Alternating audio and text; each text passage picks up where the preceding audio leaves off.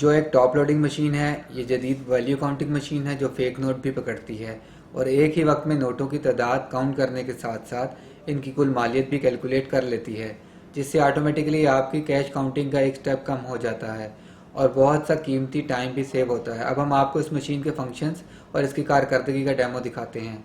तो काउंटिंग शुरू करते हैं। इसकी एलसीडी पर देखें, इसका मोड आपको एमडीसी पर नज़र आएगा, यानी मिक्स डिनोमिनेशन काउंटिंग, जिसका मतलब है कि आप इसमें बड़े छोटे मिले जुले नोट इकट्ठे काउंट कर सकते हैं। ये हमारे पास मुख्तलिफ मालियत या डिनोमिनेशंस के मिक्स करेंसी नोट हैं।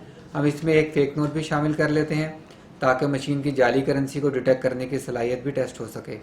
ये नोट हमने मशीन में एंटर किए। जैसे ही तरतीब में जाली नोट आया, मशीन ने काउंटिंग रोक दी और बीप अलार्म के साथ बताया कि ये नोट फेक है। ये नोट उठाकर हमने अलग कर लिया और काउंटिंग जारी रखने के लिए स्टार्ट का बटन दबाया।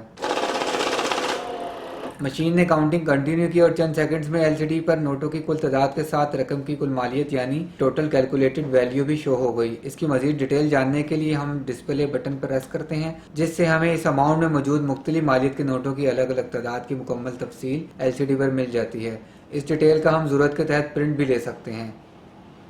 अब बात करते हैं हम इसके मोड में दूसरी ऑप्शन की, जो कि काउंटिंग है। इससे मुराद सिंपल काउंटिंग है, यानी मशीन इस मोड में सिर्फ सादा काउंटिंग करेगी और अमाउंट की वैल्यू काउंटिंग नहीं करेगी। इसको सेट करने के लिए हम मोड का बटन दबाते हैं। ये काउंटिंग मोड सेट हो गया।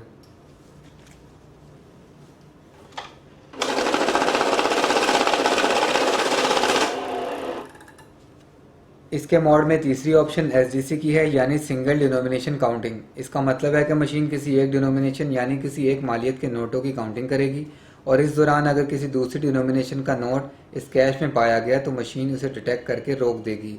इस फंक्शन को टेस्ट करने के लिए हमने एक डिनोमिनेशन के नोटों में दूसरी डिनोमिनेशन का सिर्फ एक नोट मिक्स करके रख दिया और मशीन में एंटर किया।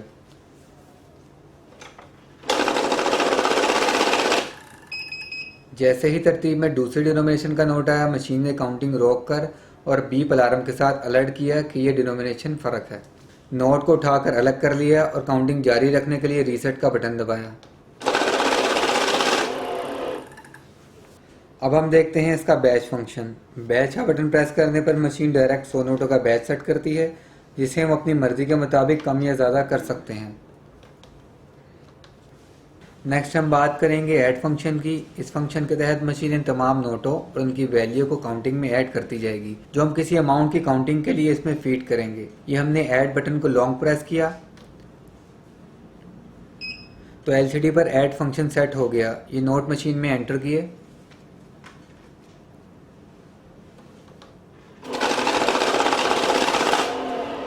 और मशीन ने नोटों की काउंटिंग करके एलसीडी पर उनकी तादाद और वैल्यू दिखा दी। अब मजीद रकम मशीन में एंटर करते हैं तो मशीन वहीं से काउंटिंग कंटिन्यू करेगी